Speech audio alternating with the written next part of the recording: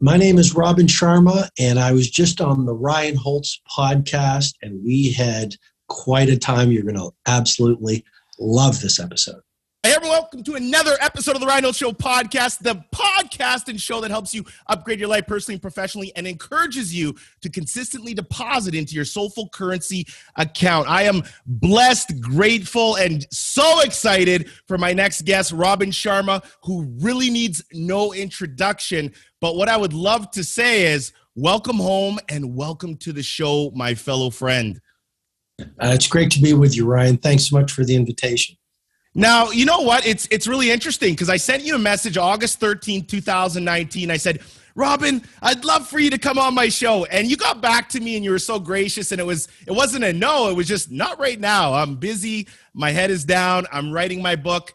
And just so you understand the context, Robin, our listeners on the show are always looking for ways to up their life, personally and professionally. We have a great mix of people who are professionals and go-getters out there. And I always preach the power of, consistency and persistence. And, that's how you're sitting here right now with me. So again, I just want to say thanks so much and welcome. You're more than generous, and it's great to be with you. Now, your book, The Everyday Hero, absolutely incredible. I love the book, but there's a chapter that you have in there, and I'm going to go through the book a little bit during our conversation. I don't want to give too much away, but I'm going to encourage everybody to go and buy it, and we're giving out some of your copies and all that. But on chapter 30, you said, expect the ungrateful. And the things he mentioned is the importance of you're not giving something to people expecting return. And he actually, encourages expecting gratitude. This morning I read from Marcus Aurelius's Meditations, the great Roman emperor, and he says the same thing, like someone else's bad behavior is none of your business whatsoever. All you need to do is do your best. Whatever people do by replies really has nothing to do with you. And I think I think it's a delicate balance, Ryan. I think we want to hold people to really high standards. We don't want to be around energy vampires and dream stealers. The people in our lives, we want to hold them to a great standard. Having said that, if you almost understand that the very nature of the human condition is a flawed condition, and if we expect ingratitude, then we're not as easily disappointed. I love that. What would you say? We had a guest on the show previously, and I asked him a question. I said, how do we really manage our relationships in our life, and how do we make sure that we try to curate the ones that are going to feed our mission and try to stay away from the ones that maybe aren't? And he broke it down into three phases. He said, well, there's the casual, there's the intimate, and then there's the green room. And he said the green room is your most coveted area of your life that only certain people. So Robin, you're on stages all the time. I know you've decreased over the last little while because you're doing, some other things. But you've seen a lot of green rooms. And in a green room, when you go there, they say, hey, Robin, here's some refreshments, some snacks. You're more than welcome to bring anybody in there. But only your sacred people are really coming into that green room with you. How would you tell our audience and our listeners to really protect their green room, but try to understand a casual versus an intimate versus a green room, if that makes sense? Yeah, whoever said that to you is, I think that's a very intelligent concept. For me, I really just don't want people in my life who don't fuel my joy. There's a concept I teach called joy as a GPS, and I only want to do work that fuels my joy. I only want to go to places that fuel my joy, and I only want to populate my life with people who lift my spirits and fuel my joy. So even casual, I won't have an associate or someone who's casually in my life who doesn't understand me, who's toxic, who brings me down, who might be unethical. The people in my so-called green room, it's a very limited number. My father once said to me, if you've got 3 great friends, you're a rich person indeed. I spent a lot of time with my family in a very close circle of friends, but my metric is joy as a GPS, like the GPS, like whoever is bringing me joy, those are people who I know I want to be around. I just trust how I feel. I trust my instinct. If I'm around someone who just consistently makes me feel bad, that's someone I just don't want in my life. If there's someone in who I watch is operating like a victim. I mean, so much of the Everyday Hero Manifesto is about how so-called ordinary people can reconnect with and build intimacy with their heroism, their bravery, their creativity, the sparkle in their eye that they lost through the pandemic or as a child. And I just think I want to be around people whose lives I want to be living. Because if you are the most successful person you know, it's probably time to know some new people. Absolutely. Absolutely. You speak a lot about, being uncommon and really just trying to find your genius. Page 28, clarity breeds mastery. I as soon as I read this, it was like my heart. I was like, oh my gosh, my heart. It's like you're speaking to me and so many other people because, I'm 37 now, Robin, but I remember when I was, 21, 22, and I've been a business owner since 24, but I was heavy into athletics and all of that. But I remember looking at the university prospectus and always looking and saying, I don't find anything that I want to be. And I know you come from an Indian background, the culture, parents are, hey, engineer, doctor, lawyer. It's funny because you could ask a cultured mom and you could say, Mom, I'm really successful. I did so many great things. And you could own the hospital as a business person, but you say, Robin, you're not a doctor though. What happened? Like they really are focused on that.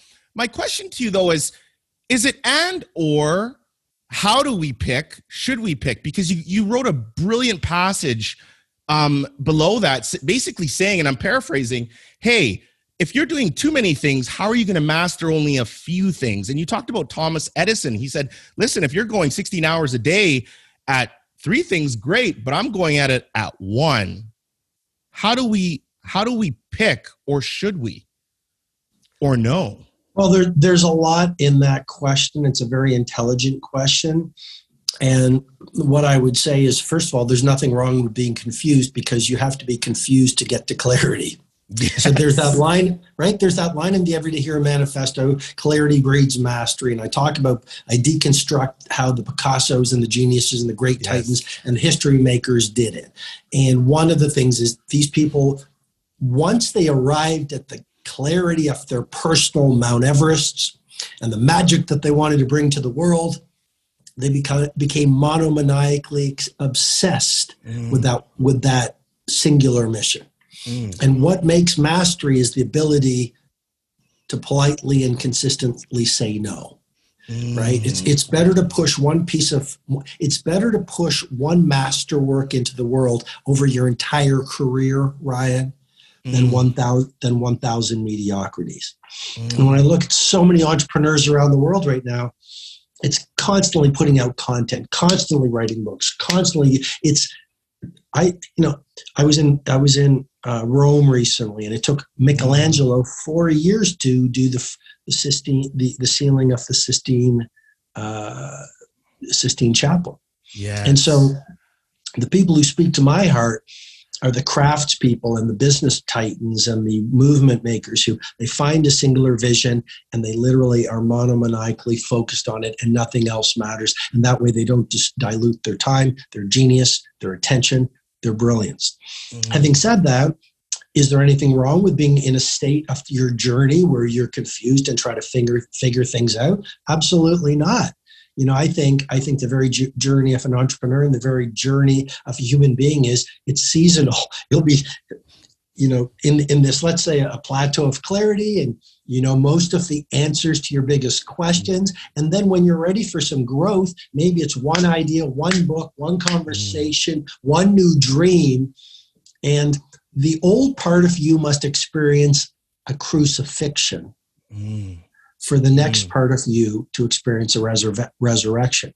Old beliefs must die for you to get to your next level. That process, the mystics call it the dark night of the soul. Richard Bach said, what the caterpillar sees as the end of the world, the master sees as a butterfly.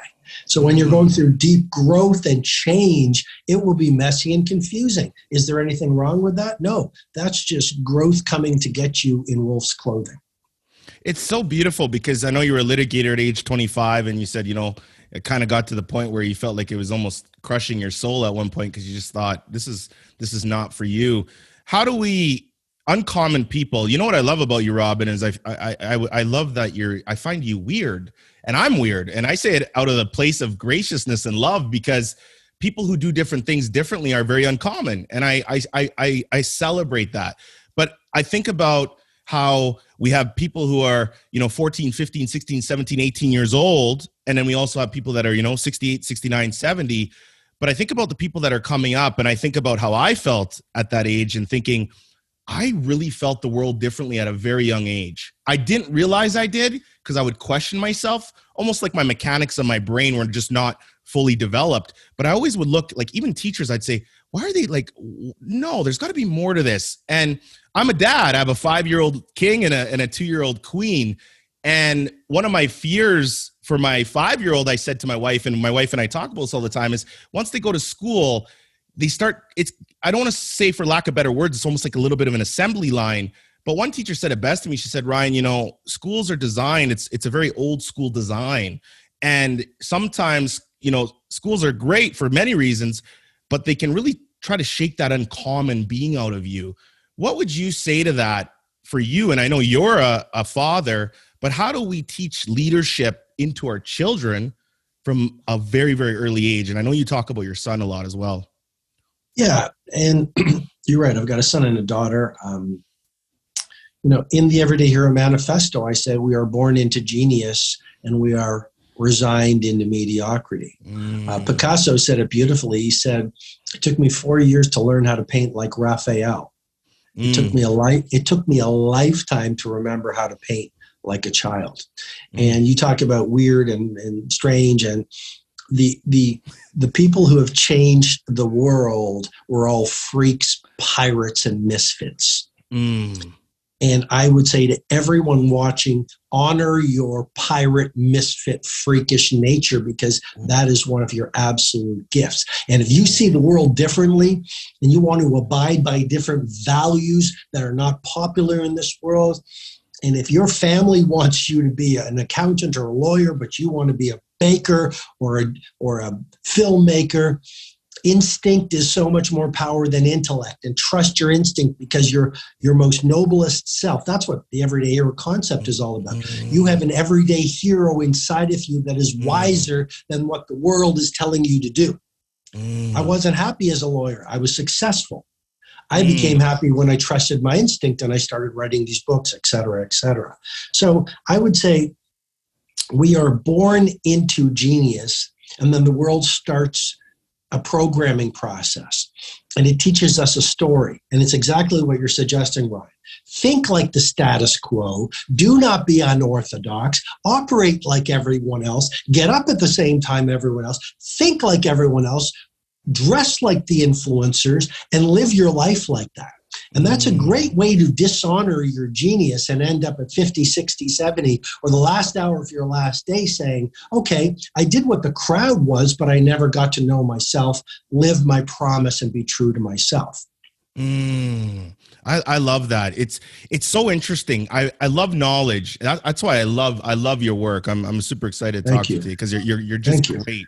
And on behalf of the world and my family and my wife, who's heard your name, and our household for the last, 2 weeks, because you've been on the TV and going crazy, I just want to say thank you, because, I think one question I'd like to know is, how does it feel when you see somebody hold part of your soul, your work, and your heart in their hand on an everyday basis? Like somebody's touching, this is you. How does that feel? It's a brilliant question. I don't know if I've ever been asked that. The Everyday Hero Manifesto, I wrote it over 16 months in the pandemic. We couldn't travel, and it allowed me to just basically inhabit the book. I rewrote it probably 22 times, and I put my heart and my soul in it. I talked about my struggles, my tragedies. I thought I tried to put my best information, my best models in it. And I mean, it really was a true labor of love for me. And I don't think I've ever been as vulnerable. I mean, I write about one of the early chapters, that time 10 years of my journals were stolen from me. Yep. I write about, some of the betrayals and share the lessons learned so other people don't have to make them. So when I put that out in the world, how does it feel when someone's holding it? Or, it's become one of the best-selling books in the world right now. I don't think I'm so special. I'm just doing my job. I'm a humble servant. It feels good to be helpful for people. But, I don't know. It's an honor to serve. It's an honor to help. But do I feel wow that the book is out there? I don't know if this makes sense, but I just feel I'm doing my job. I love that. It's interesting because, I think a good definition of success for some people, not everybody, but, personal mastery that impacts the masses is a really good starting point, I think. And I feel like for you, especially when you talk in this book, you're giving us a lot of information about you. And I've watched a lot of your interviews and whatnot. One of my favorite interviews of you actually is from Tom Bilyeu of Impact Theory. I just felt like it was a fantastic conversation. I've watched it probably 10 times because it's just one of those things where you're like, okay, I need my brain to retain this.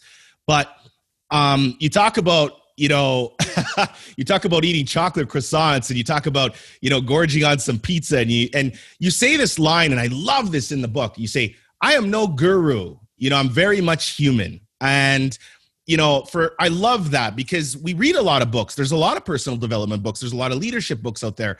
And sometimes you can see the authors taking a stance of I like people that kind of talk with you. It's like me and you are talking virtually, but I just picture you and I are at the table together right now, and we're, hey, Robin, how's it going? Hey, Ryan, how's it going? And I feel like those are the best conversations. For you, how have you came to that? Like just this introspective quest of yourself, because if you didn't do that, all the people that are really succeeding and benefiting from your work, they wouldn't be there. There wouldn't be what you're doing. I think, Marshall McLuhan said it really well. He said, that which is most personal is that which is most universal. And when I share my flaws and my scars, and I reveal what my human journey has been, the times at the top of the mountain, the periods in the darkest valley, the times when, I've made mistakes, that just makes me real. There's a movie, it's a Jeremy Renner movie that I mentioned in the Everyday Hero Manifesto.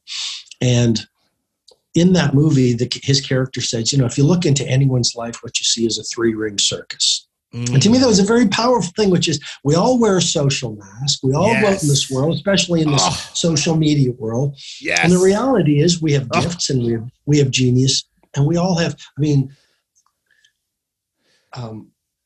there's a great line. It's like everyone seems normal until you get to know them. Yes. And so, right. And so I think the more healing I do, the more prayer I do, the more meditation I do, the more I work with spiritual healers, the more, I've been to Robin Island 2 times, and I stood in Nelson Mandela's prison cell. And the more I get exposed to how great human beings have lived, the more I steadily decrease the loud chatter of my ego and I turn up the silent whispers of a more wise self. And I'm not saying I'm some kind of a guru, but it's been the process when I run the methodologies that I talked about in the Everyday Hero Manifesto, when I live those practices, when I calibrate my morning routine, my work routine, my pre-sleep rituals, when I read the right books, when I run the right protocols, they really do work. Do they transform your life in a day? No. It's a process, but each day, each workout, each practice, there is a payoff, and incrementally you reclaim more of what the world has caused us to lose. And that is the power of personal mastery work and emotional healing. And I talk a lot in the book. Everyone's talking about mindset. I think it's not just mindset. There's the 4 interior empires that I've introduced. Mindset, which is your psychology; heartset, which is your emotionality, because we have emotions. And if you don't heal your emotions, you're going to repress them and be carrying that dark energy, which actually affects your positivity, productivity, creativity. Then there's your heart set, which is your physiology, and your soul set, which is your spirituality. If you don't work on your soul set, people, entrepreneurs might say, why do I need to work on my soul set? Well, if you work on your soul set, you're going to be serving your higher power and finding a cause that's larger than yourself, which will give you energy, and you'll run through walls and you want to change the world. So all I'm saying is, I've been on this journey of personal development and self-mastery for very intensely for 22 years. And the more I get to know myself, the more my ego is less loud, and I just want to serve and I just want to help people. Robin Sharma, when your son comes in or your daughter comes in and says, I don't care about Robin Sharma, you're dad. You're just dad. I mean, how did that, like, how do you balance between, I've had really great guests on, and I like to ask this question because some people are like, well, my kids, for the longest time, when I came through the door, they're like, listen, mom, dad, relax. The show's done. I know you're on stages all the time. We just want you to come watch a movie and eat some popcorn. Just chill with us. How did becoming a dad change you, but evolve over the time where I'm doing worldly work, global work, but then I'm also doing my family work? And you talked about in the book, you said, listen, your business is nothing more than conversations. Your family is nothing more than conversations, basically. This to me was powerful. And you said, if you stop having those conversations, things aren't gonna go to a good place, probably. Yeah, when my kids were younger, they're 27 and 25 now, but when they were younger, if they said, yeah, we don't care who you are in the world, you're just daddy, I'd make them sleep with my book for a few nights, just to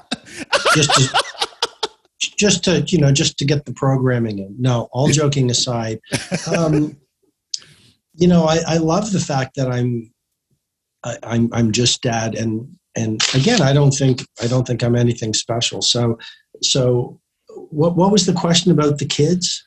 The question was basically just how has the kids kind of changed, maybe your journey, but kind of balancing back and forth. I'll give you an example from myself. I'm a new dad, 5 years old is my oldest, and it was a game changer. Now, one of my dreams as a young boy was always to be a dad. I didn't have a dad. I was raised by a single mom. My mom passed away at a young age. So my motivation is very, very derived from a lot of pain and suffering.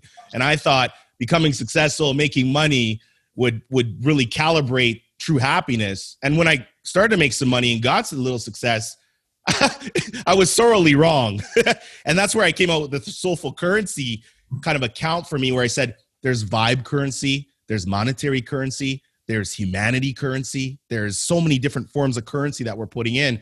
My question just simply to you was, how has maybe balancing dad and being a world, wow, how is that? Is that tough? Is it hard? Do you love it? Is it something that you learn on a daily basis? Yeah, it hasn't been a hard balance. Like, I go off and do my thing when I used to do a lot of speaking tours, and then I come home and I was always there at the soccer games, at the Christmas concerts, the drum lessons for Bianca, the swimming lessons for the kids. I taught them to ski. There was a mountain close to our home, so weekends we'd be doing that. We spent a ton of time together. I really didn't have a lot of problem balancing it. I'm just really good at scheduling, and in the Everyday Hero Manifesto, there's an entire chapter where I share my methodology. It's called the Weekly Design System. Here's a quick look of this week right here and what it looks like. And that has been absolutely central to me. Whatever productivity I've achieved, it's been because of that process. And I walk people through the entire process, and I give them a download of the worksheet, and I give them a teaching video in that chapter of the Everyday Hero Manifesto, because I believe very much, and you were suggesting this as well, Ryan, but success without soulfulness is a very, very empty victory. And, someone sent me a DM on Instagram the other day, and it's like, how can I become a billionaire? And there's this thing going around, like, I need to be a billionaire, or people wanting to be billionaires. And, first of all, I've mentored a lot of billionaires for a quarter of a century, and many of them, money is all they have. A lot of them are incredibly unhappy. They don't have any free time. So soulfulness is even more important than success. And I think, I once heard Warren Buffett say, he said, what's the secret of success? And he said, well, know your scoreboard for success, and then follow your own scoreboard. And so for me, I have this 8 forms of wealth, and money is only one of them, and family is one of them, and service to the world is one of them, and fitness is one of them, and loving your craft is one of them, and being around the right people, like the right mentors who lift you up. And I think that kind of balance brings a lot more happiness than material things, because John Kabat-Zinn, the Zen philosopher, said it really well. He said, wherever you go, there you are. And if, so it's like you get all the money you've always wanted, and but you're still with yourself and all your flaws and all your insecurities, and then you just want more. And so I think, it's being soulful and actually loving yourself and seeing the value in yourself, even if you're sweeping streets. That brings a lot more bliss than lots of money in the bank. Absolutely. You talk a lot about, I know I seen your recent Instagram post about you're writing a poem on a napkin, which I think is really great. But as soon as I seen that, it popped me from one part of the book, The Everyday Hero. And you talked about, a gentleman that you're basically on the airplane with, and, you're sitting in a seat, and he kind of says, hey, like, I would like that seat. And you said, well, I kind of want to be in this seat. I'm sitting in it right now. And you talked a lot about how you could tell he's not addressing his inner stuff, because he basically said to you, well, I'll deal with you later. I like that because it popped out to me, because I love practical, tactful, hacking information on life, because this happens to everybody on a daily basis, whether you're standing at a grocery line. And I love the way you broke it down, and you said, by him and his actions of basically saying, well, you're not getting out of the seat, I'm going to talk to you about it after. You said, you could tell a lot about what's going on in his internal. How do we pause that moment like Robin Sharma and not react and be like, yo, man, beat it, where you took the other road and said, I'm empathetic to how this gentleman feels, even though he's not being the nicest person, maybe there's stuff behind that's causing that. How do we stop and freeze frame those moments? Because I think as humanity, especially with what's going on in the world, if we could just stop and freeze that moment, wow. Well, it's a very intelligent and interesting question. And I would say, first of all, there's a difference between being kind and being weak. And I would say, number 2, in reply to your great question, pick your battles. You don't need to be police person of the universe. You don't need to. Sometimes there's people, and they're teaching, let's say, emotional healing or personal mastery. And it's like every single situation, speak your truth. You must set your boundaries. And I think there are some instances, like, you want to have a delicate hand. There are some instances where good judgment means let it go. It's just not worth it. And there are some battles where you say, that just went too far. It's against my values. I will not be disrespected. But here's the thing. You can say what you want as long as you say it with respect. I think so many people, they don't have the communication skills to stand up for themselves and not be mistreated, but do it in a way that doesn't activate the other person. Third thing I'd say, the greater the overreaction, if it's hysterical, it's historical. So you can tell if someone is coming at you, driving after you in a car because they perceived you cutting them off, and it's just this incredible insanity. You can be guaranteed it has very little to do with you. You just stepped on an old big wound that they're not aware of, and it's coming out at you. That gives you understanding. And Ryan, understanding is the DNA of empathy and forgiveness. When someone has hurt you, let's say in a relationship, we've all had relationships where someone's betrayed us or hurt us or like just really mistreated us. When you start to go, Well, they did the best that they could do based on where they're at. And basically, their behavior doesn't have a lot with me. I will look in the mirror and see my part, but that crazy reaction is their old stuff. Then how can you be angry? Because they're caught up in their own ancient wounding. And it does give you some level of empathy, and it gives you some level of ability to forgive. And the fourth thing I'd say is Confucius said it best: before you go off to seek revenge, it's best to dig 2 graves. Ooh, oof, oof. You know, the thing I realized about you too, especially is, for lack of better words, I think you're a gracious beast, because the reason I say that is, you speak so eloquently, and the way you handle yourself is very, virtuous. But I love, like you mentioned it earlier, you said, when I talk to people, I'm trying to I hate small talk. I'll be honest. I don't like small talk. I find it boring. I don't do small talk. I like to figure out where somebody who's presenting themselves as normal, I always try to figure out, hey, show me the weird. Like once I start seeing the weird, I get excited. It could be a casual conversation, and if I feel like somebody's giving me their weird, it brings me in more, because I feel like by them giving me some of their weird, they're being a little vulnerable. And vulnerable to me is confidence, and that's very attractive. And I always say there's seduction in conversation. And I kind of went and asked you the question about how do we freeze frame those moments. And it's, there's that famous saying where it says, don't raise your voice, raise your intelligence when you're in an argument. And I think that sometimes it's easier said than done, but when executed, absolutely incredible. Your friend Mohammed at the Dubai airport, people got to read the book. I'm telling you, this is beautiful. Okay. I'll be honest. I seen you with the hat on. I said, oh my gosh, Robin, but was it washed? Like, did we clean the hat first before we put on the head? Like, what's going on? But anyways, rejection. Oh, and you talk about even yourself. You're like, still to this day, I sometimes will think, hey, maybe I should ask, or maybe I should. And, you miss out on these glorious moments. Could you tell our listeners right now about rejection and what they're missing out on in a different experience? Oh, how much of our lives we miss because of a fear of being rejected. And the through line of so many good people's lives that really limits them is a fear of rejection. They don't start the business because there's a fear of rejection or being misunderstood. They don't walk up to someone that could change their life because there's a fear of rejection. They don't launch their masterwork into the world because they think, what if the world doesn't love what I do?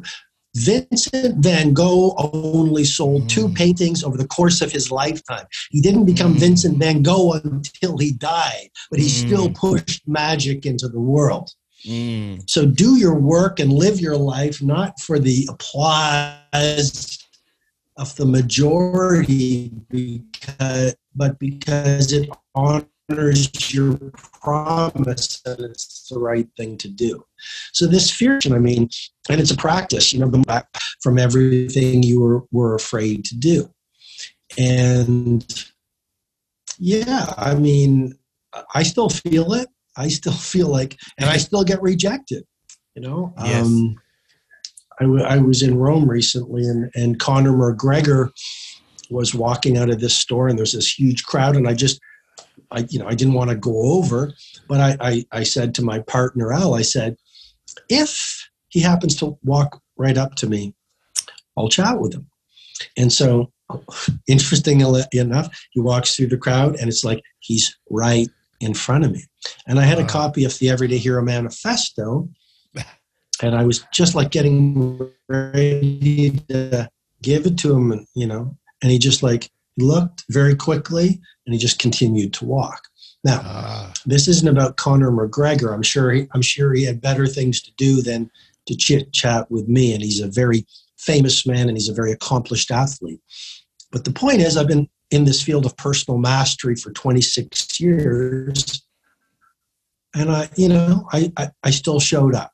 And I think the moment you stop showing up, You say, I'm too successful to go to the seminar. I'm too successful to walk over to that person who I admire and start a conversation. I'm too successful to listen to Ryan's new podcast episode. I'm too successful to learn something new. That's the beginning of decline and obsolescence. So, yeah, I think we have to be really aware of this neurobiological instinct towards rejection because we are tribal, and then overcome it by stepping into it each and every day.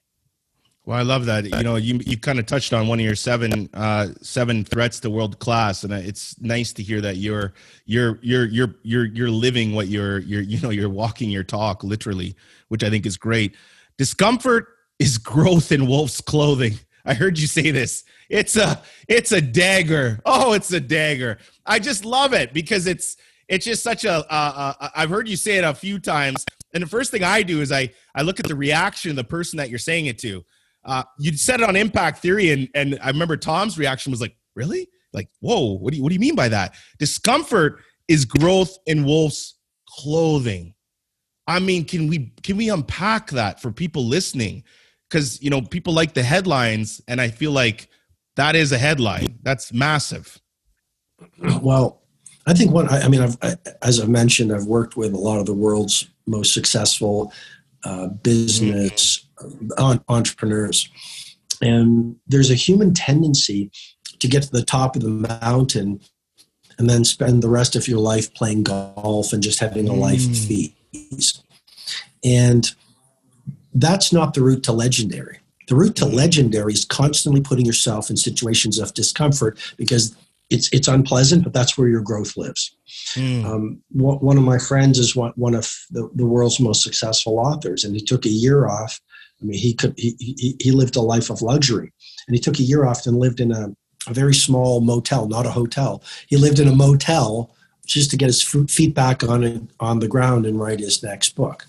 And so I think our culture sells us this bill of goods, which is handcraft a life where everything is easy. But your growth doesn't live with easy. Your growth lives with difficulty. And so the real titans and the real legends and the real superstars are people who constantly, almost daily, go to the places that terrify them and cause them to remember more of their promise and their abilities. I watched Kobe Bryant's last game the other day. It's on YouTube. And, you know, it was his 20th season, last game. He's a total, he's iconic. Yes. And the Lakers were from behind, and he just literally went into the pocket and scored 60 points and whatever. Why do I bring up Kobe Bryant? I think he was 20 seasons into the NBA. But look how he practiced. Look how he showed up. You know, so he understood that world class doesn't come from doing what's easy. World class comes from what's doing difficult. So I would say to all of your viewers, your listeners from around the world, have the difficult conversations, read the difficult books, take the difficult trips. Put your hand up for the most difficult project at work. Start the difficult business that no one has the guts to do. You know, take the difficult route, and it won't mean that your life is always pleasant, but actually it's a great secret. I don't like the word secret, but it's a great formula for happiness, because there is no happiness in coasting along and doing the easy things. Happiness comes from completing difficult things. Yes. And self-respect, as you noted, right? Keeping those promises to ourselves is something that's extremely, extremely crucial. You know, I'll be honest, I'm a naturally kind of skeptical sometimes person. And I throw things that are easy into the skepticism so crazily. Like, if it's easy, I start questioning it. There's something weird about this situation, you know, right away. But if it's hard, I program to think there's probably something really good at the end of this. You know, if we go through it and do the work. And I find that when I talk to a lot of people, they do the opposite, right? So I try to, you know this, listen way more than you talk, but observe the marketplace, observe what people are doing. I try to spend my time as much with my kids, and people who are 65 plus. So I live in an area that's all retired. And so I look at my kids, curious. I love that curious. My head's always on a swivel. I think about Robin. I'm like, what's his favorite cologne? I'm always so curious, like he likes to eat food and all these things. And then I look at my neighbors who are 65 plus, they were orthodontists, they were lawyers, business owners. And I ask myself, why is X neighbor so happy, so content? And then X neighbors miserable, lots of money, but why is one so happy and one so miserable? But I don't ask it to be snarky. I ask it just as a legitimate, I try to study that because, I'm in my 30s. So I always think how do we get there? For you, would you say you're a lot different than that 25-year-old litigator? Or would you say I've just really grew that 25-year-old litigator? I believe we are born into certain talents that make up our makeup. I have a lot of the fire that I had when I was that litigator. I love books. I am wildly curious. My dad said a home with books is a beautiful home. I love to learn. I love to serve. My dad said to me when I was growing up, he said, Robin, when you were born, you cried while the world rejoiced. Live your life in such a way that when you die, the world cries while you rejoice. Those are the kind of values I was brought up with. So I still have those attributes because they're part of who I am. I still want to do things amazingly well. Having said that, over all those years since I was 25, I've also hopefully grown in a lot of wisdom. I hopefully have healed a lot of emotional wounding that we all pick up. There's a chapter in the Everyday Hero manifesto that people are finding extraordinarily valuable. And it's the chapter, Trauma is a Teacher. And a lot of people are looking for productivity tools. They're looking for creativity tools. And they want how to bring more prosperity in their life. And they're looking at external strategies, and many of those work. And I teach them in the book. Having said that, if you have shame and guilt and anger and sadness and disappointment and frustration locked within you, Carl Jung, the great psychologist, called it your shadow. That is what's sabotaging your business, your relationships, your productivity, your fitness. And that's where the work needs to do. So the more work I did even in that sphere, the more I've grown. So part of me is the same, and yet part of me is hopefully a lot wiser and gentler and more of a humble servant. When I was standing in Nelson Mandela's prison cell, the guide had served with Nelson Mandela because he was a former ANC prisoner. Wow. So I said, of course, how long did you know Nelson Mandela? He said, 7 years. I said, of course. Same thing you'd say, Ryan. I said, what was he like? And the first thing the guard said, he said, oh, that man was a humble servant. And I've never, that day changed my life, and I've never forgotten that. I think, hopefully I'm more of a humble servant as I go through life, because, even the longest life is a very short ride, and all we end up at the end is a pile of ashes on someone's mantle over their fireplace next to their little league trophies. And I was reading Marcus Aurelius even, and he called it the tongues of prosperity, the tongues of posterity. And, there's a chapter in the Everyday Hero Manifesto. Everyone's talking about legacy. I say, forget about legacy. Who cares what the tongues of posterity say about you when you're dead? You're going to be dead. Forget about legacy. Live while you're alive. I love that. Robin, I got to get you on your way. Second last question, though. You talk about this so much. Your phone is costing your fortune. Stop looking for the likes. How has the Robin Sharma brand, and I own a brand agency, it's what we do, but I break down brand. I say, be remarkable and not disappointing. A brand was best defined by Marty Neumeyer, and a brand is simply how you make somebody feel, how a product or service makes somebody feel. How have you built a massive online following? And I mean, you'll go dark for a month. Like algorithms don't like that. I'm just going to be honest, but how have you mastered that to say, I'm not like, I love social. I use it as a brand tool and all that. How have you came up with a great system to put your phone away, do your deep genius work, and then come back? A great question again. I mean, there's so much digital cocaine out there. It's unbelievable. And we all know about the dopamine loop, and we all know how addictive a lot of these technologies are. I think technology is, and digital and social media, for example, is a phenomenal servant, but it's a tyrannical master. And so just to get right to it, like, how do I get my work done? And then how do I connect with people on social media? It comes down to my schedule. Okay. And so, you know, and I talk a lot about it, and I explain my protocols in the Everyday Hero Manifesto, but to deliver some value, I on my schedule, there are blocks of time, and certain days are allocated for certain things. Monday and Wednesday are my operational days. I'm dealing with the team. I'm dealing with emails. I'm on social media. Tuesdays and Thursdays are my creative days. I go dark. So right now I'm in a hotel room. My phone is on DND. My front door is on DND. No one can get me for the next 12 hours. After I finish with you, most of the day, I'm going to be creative. And then I drop into flow state. That's the term of Mihai Csikszentmihalyi at the University of Chicago. But how do you break away from your phone?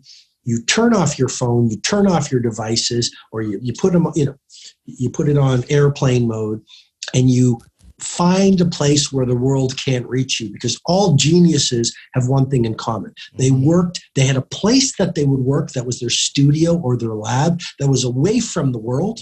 And they would work alone for many hours on their biggest problem. They were not checking their phone, because if you're always checking your phone, you never get into flow state, which is the place where genius lives. We all have this ability to get into flow state. It's not just the Picassos and the Rembrandts and the Beethovens and the Elon Musks, but we want our genius, but we're not willing to structure our environment and set up our work schedule in a way that will tap into our latent human genius.